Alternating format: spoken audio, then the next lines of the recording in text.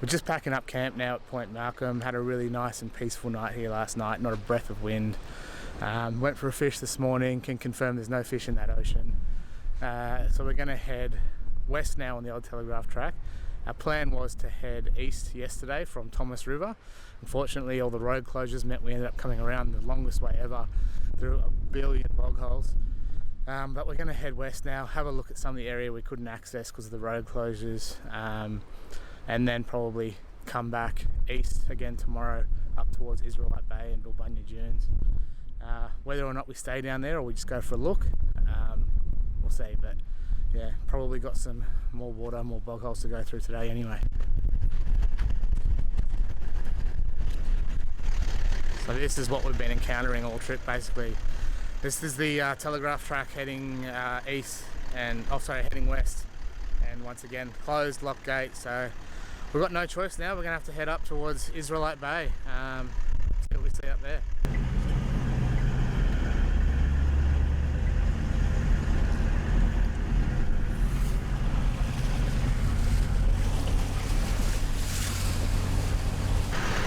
We made it to Isrealite Bay, and we just found some old ruins here. I think this is called Cook's Cottage. We've parked up in the shed next to the local vehicle, which has been parked up for quite a while, I would think. And there's the cottage.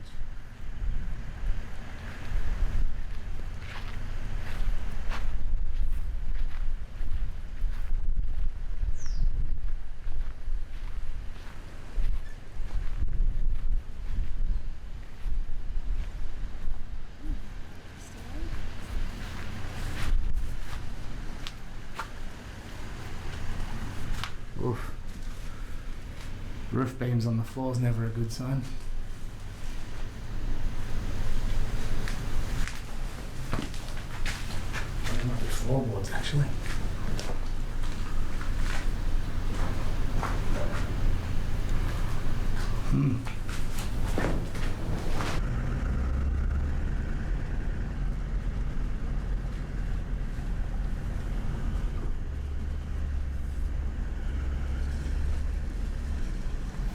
So no signage, but I assume this is the old telegraph station.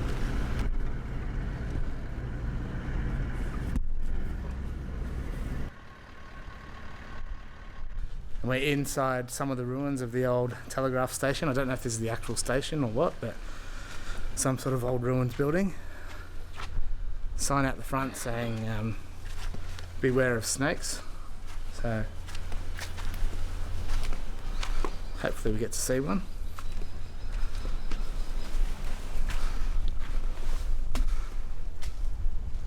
You can see these poking up from miles away, the old chimney stacks.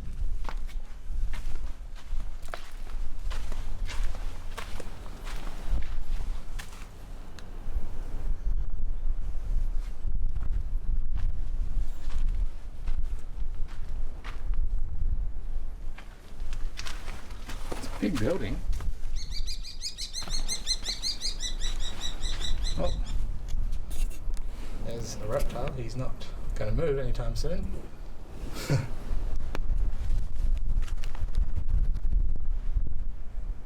Surely if there's snakes here, he would have gobbled that up.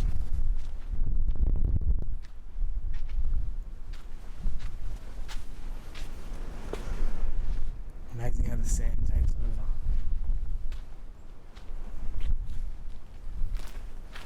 Another room back here.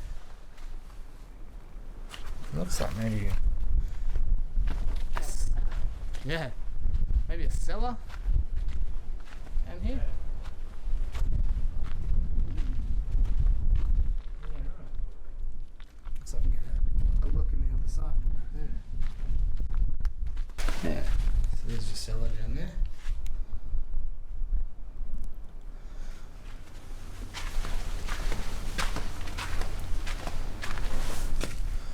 Bunch of bottles on the window. I wonder if that window was once made of bottles.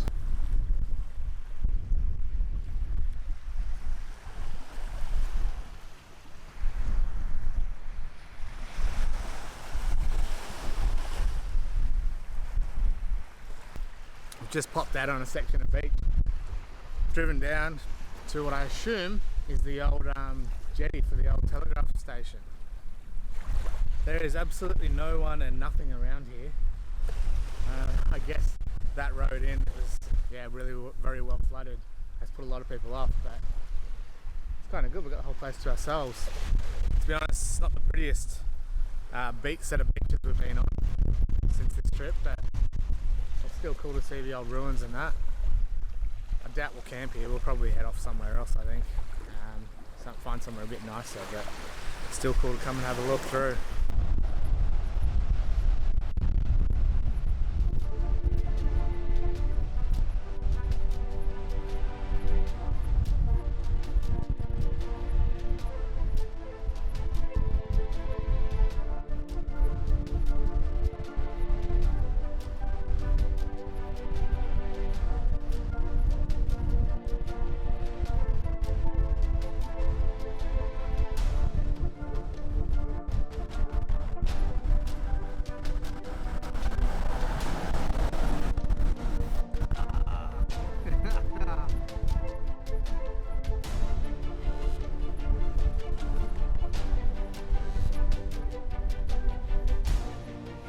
Now do you want a little tug?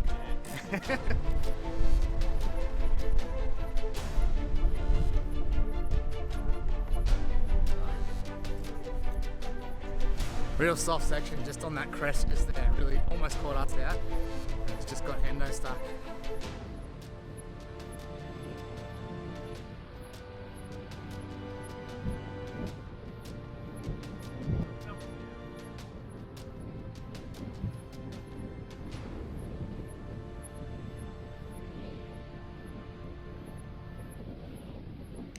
Heading east out of Isrealite Bay is basically a mix of long beach runs up over rocky headlands and sometimes sandy and rocky headlands, and then salt pans, old salt lakes that are pretty horrible.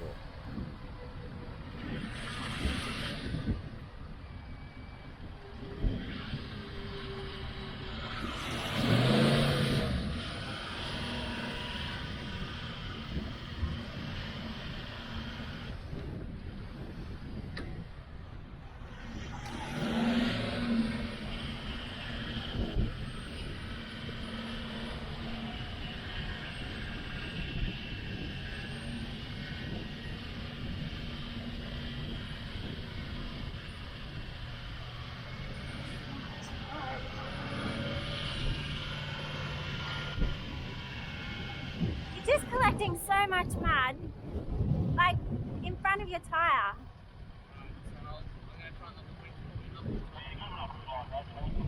You're pushing mud.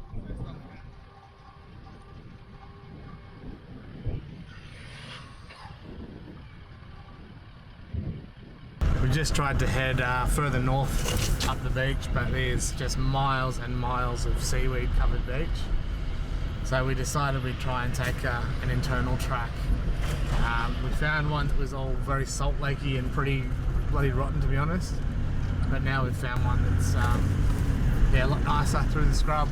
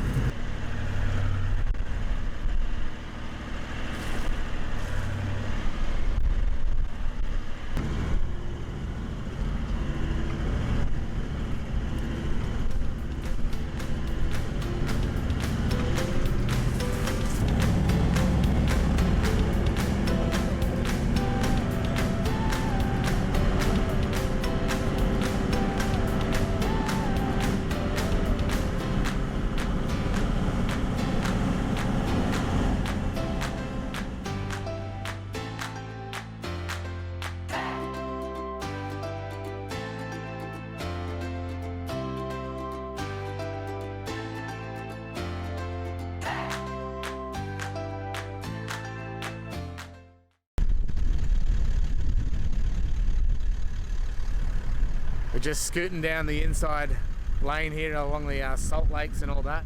We found what we think must be an old telegraph pole from the old telegraph line. We missed driving the telegraph track, obviously being closed, so stoked that we've at least found one pole.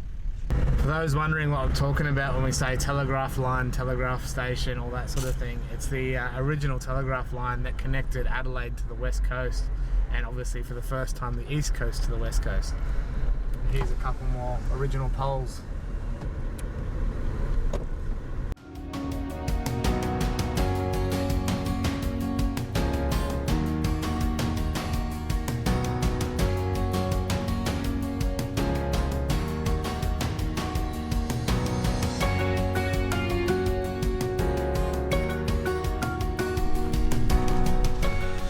It was a bit of a frantic dash into camp last night. We were racing both daylight and a rising tide.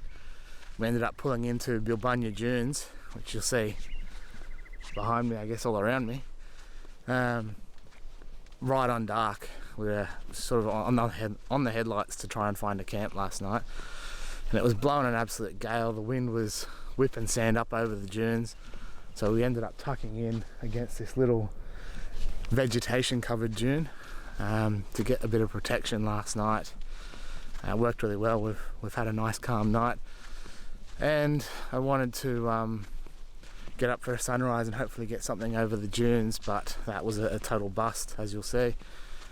So yeah, it was a bit of a sleep in as well, so very nice night. So we're going to have a bit of brekkie, have a play in the dunes probably, and then head east.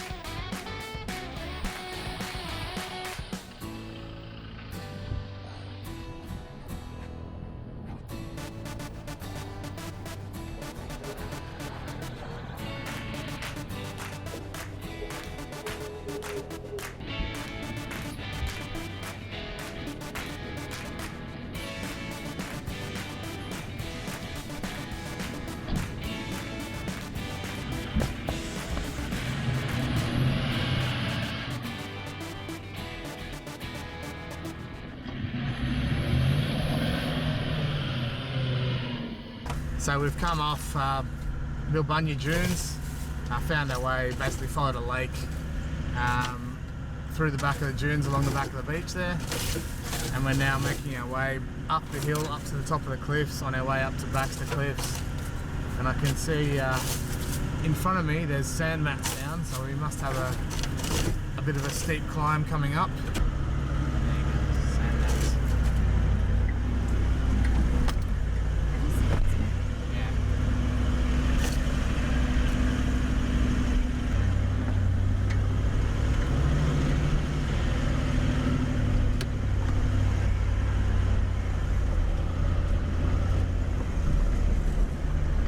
Made that little climb up those section of sand mat, not too tough, and we've just stumbled across this little side track up here on the top of the hill. So I'm just going to wander down and see if maybe there's a view. I'm pretty sure we can see the western head of the Great Australian Bight from here. Yeah, it's just a little lookout perch down here, so I'll show you that view. So way down there, that's Bilbunya Dunes. That's where we stayed last night, and we've sort of come up this cliff face here.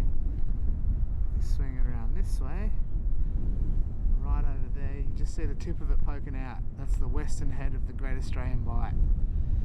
So we're going to take a drive over there in a sec, and we'll hopefully park on top of that.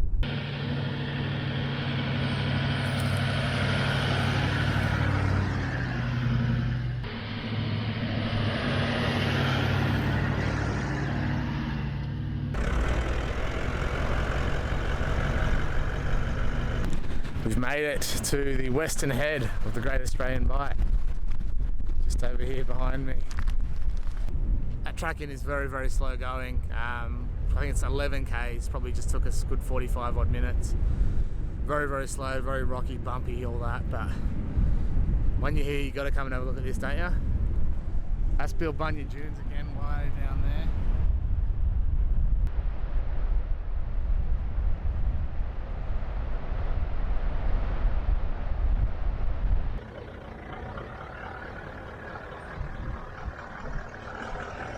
Toolina Cove 50 k's. I think that'll be our target for the day.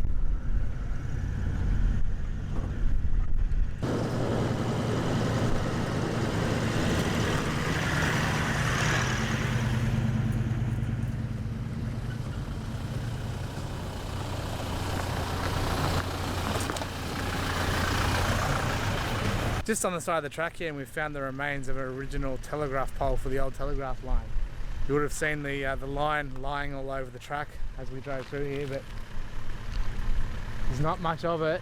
It's very ant riddled and degraded, but still something there to prove that that's what that bit of wire we keep driving over is. Well. I would say that's exactly what it is. Yeah. An old well, I think. So we were just making our way to Toolina Cove and we stumbled across what looks like an old well on the side of the track there. It's actually full of water too, because they have had some wet weather out here. Could be Toolina Rockhole maybe. There's another pond, natural. Don't know if I'd go drinking that water. How deep do you reckon it is? No, not very. Can see the bottom. Can I try rocking? Well, not while I'm standing next to it. Go for it. Oh, it's a bit deep.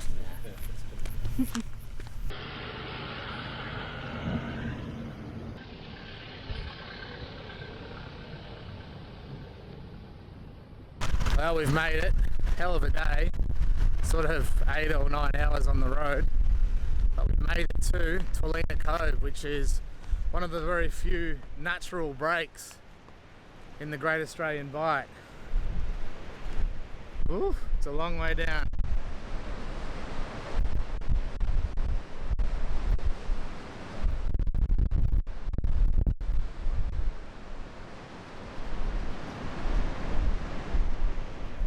So they actually use this place, they used to winch supplies up the cliff face here to build the actual telegraph line. It's pretty cool feat of engineering, you know what, 200 or 150 odd years ago.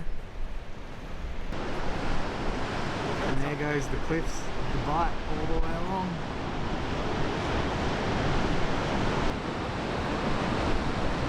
It's been a tough slog today, like 20 k's an hour was sort of quick for us all day. It's been rough and bumpy and really got to concentrate to look after your tyres, because there's a lot of stakes on the edge and sharp rocks and that sort of stuff, but once you get to a spot like this, it makes it all worthwhile. There are Toolina Cove, maybe 300 metres down that way.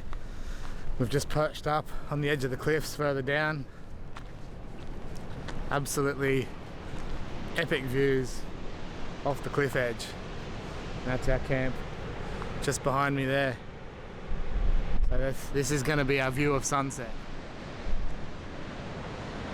How bloody good.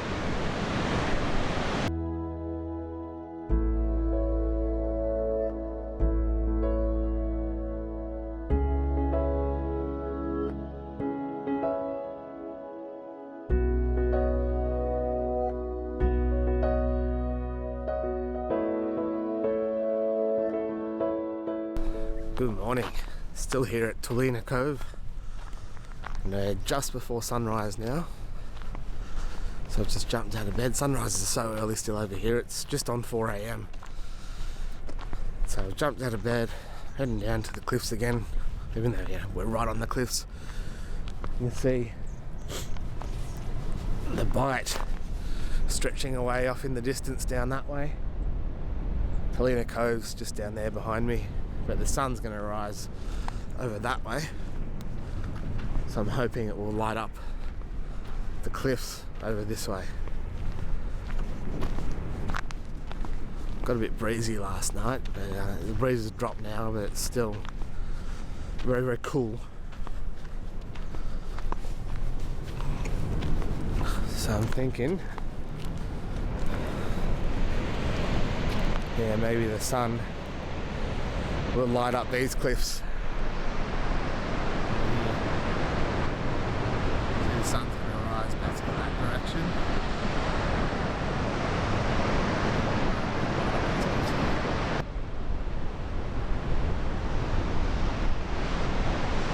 The cliff edge here is so sketchy. There's just big chunks of it that have fallen away. So you've got to be a bit careful with your footing and where you step, but it's the price we pay to get that shot, hey? I'm actually liking I think there's a bit of cloud on the horizon which might block the sun, but if it does break through, I'm liking the look of this bush with these little white flowers. There's a foreground leading out to that. So I might set up just here, set up nice and low. Yeah, that'll be my comp for this morning, I think.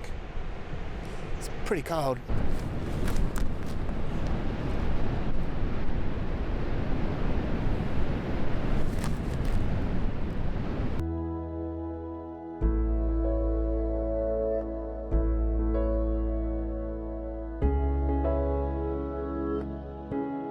I've just spotted a slightly riskier, but probably a little bit more interesting composition.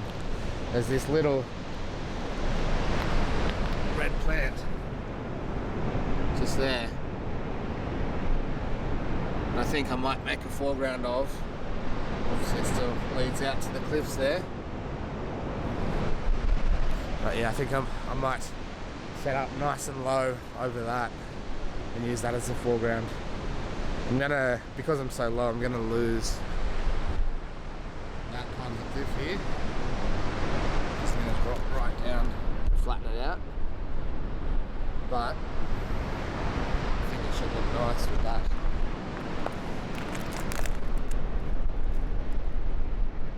Obviously we're at 28mm, so it's not gonna be the same here as 16, but I think it should still look good. Anyway, let's give that a go.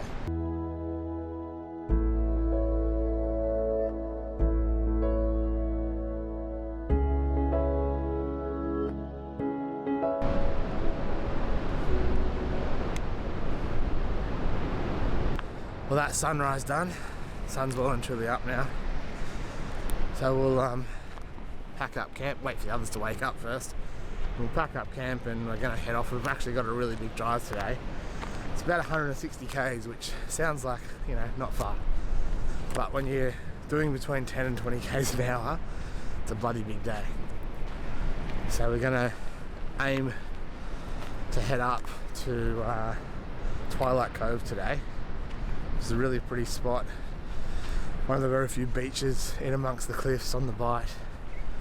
We're gonna, yeah, more of this limestone, heathland sort of country. Very slow going, very rough, but hopefully when we get there, it will all be worth it this afternoon. Another telegraph pole. This one unfortunately looks to have seen some bushfire damage. This is Baxter Cliffs. Baxter was basically Edward John Eyre's 2IC and on most of his expeditions, including this one. And these cliffs are named after him because this is where he died.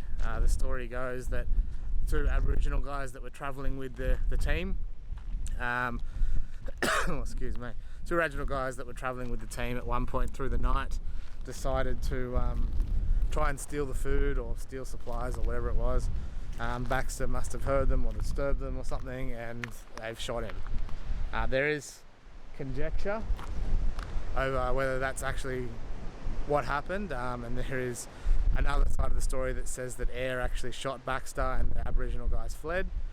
The one problem with that story is that Wiley, who was also an Aboriginal fella, supported Eyre's story.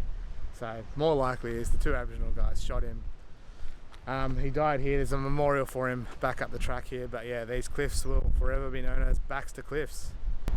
stretch right down there.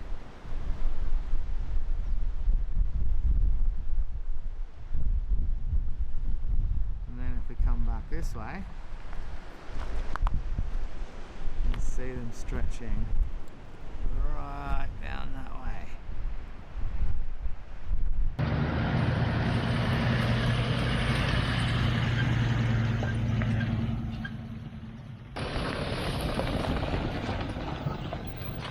Took a bit of finding to find this memorial, but we eventually got there. And this is the memorial to John Baxter that I spoke about out on the cliffs there.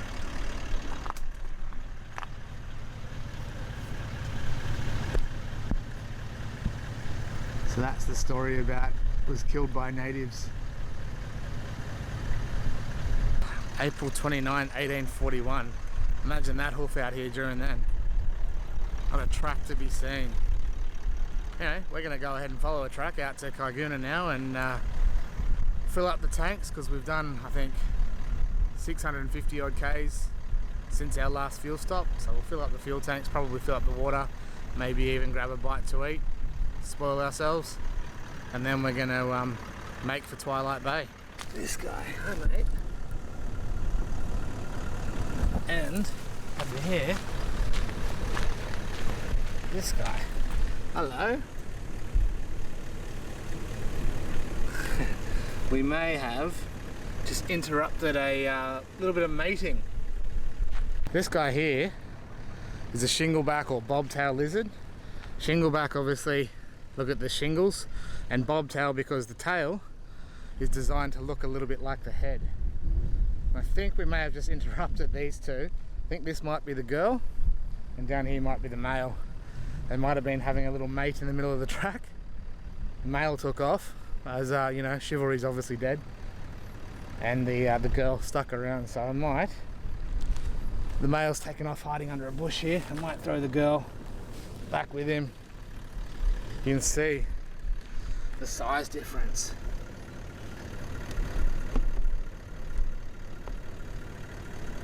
Yeah. See the size difference here? This is the girl, and over here is the bloke hiding with his nose in, and the girl's being very defensive. That's what they do. That's their defensive display. Hello mate, you're alright. You're alright. Wow. Like a cave. Long way down. Where does it go? Yeah, it is literally a cave down there. Should we go down for a look? Okay. We're just driving down this track across, I guess, a limestone plateau. Massive big hole in the ground with two ladders leading down. Oh, you're fine. Looks like it leads down to a cave under there. That's pretty cool. It does look a bit sketch, so we may not go down, but yeah, wow. Well, we made it to Twilight Cove. That track was an absolute punish. It took us, what is it now, almost 6:30. We left the Kaiguna Roadhouse at 1 o'clock, so 5.5 hours to do about 55 Ks. That's how tough going that was. But when you're standing on the cliffs on a beach like this with a sunset like that in the background, it does make it all worthwhile. Very, very pretty spot. So I think we'll probably chill out here for the next day or so. Make a day of it tomorrow, just hang out on the beach, I think. But for now we might go and find somewhere a bit more protected over in the dunes, because we're going to get blown away on an open beach like this tonight. Sunrise at Twilight Cove. It's a beautiful spot. Got the cliffs of the Great Australian Bight behind me. Obviously the ocean out there and the sun rising over in the east there. It's a bit chilly this morning, a bit blowy, but it's looking like it's going to be an absolute beautiful day. Twilight Cove has a little bit of historical significance. It was named after a shipwreck, and it was one of the very few places along his entire journey that Edward John Eyre found fresh water. And you can see why in the back dunes out here there's plenty of dried up lakes, and even a couple with still a little bit of water in them now. So you can't imagine you'd have to dig very far to get nice fresh water. yeah, absolutely beautiful spot, and this is going to be us for the day. We're just going to hang out here, have a bit of a relaxed day after that epic drive in yesterday, just bashing the cars with bushes and branches. Rest day is in order.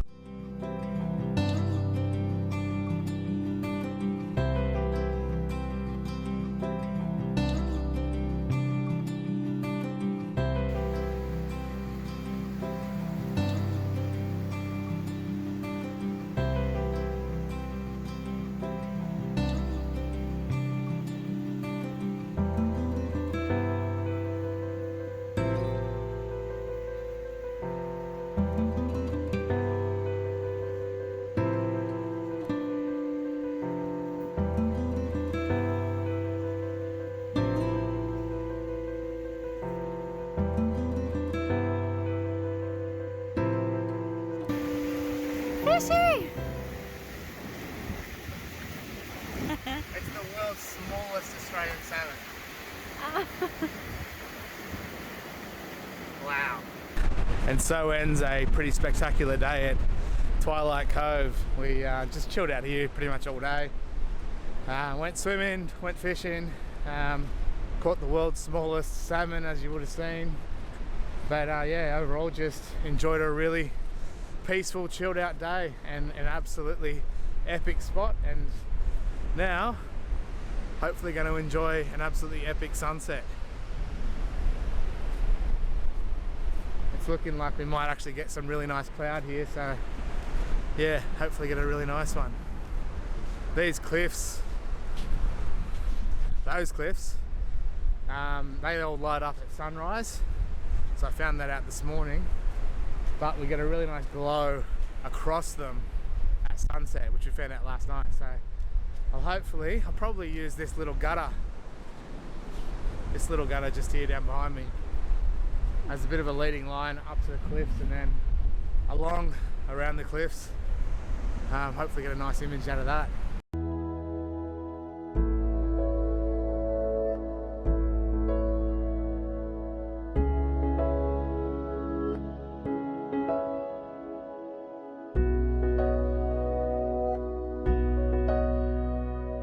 We're going to just drive into the back dunes now. We're not going to camp on the beach, it's too breezy out here, so we'll drive into the back dunes, get a bit of protection and cook up a feed, and we'll see you guys in the morning.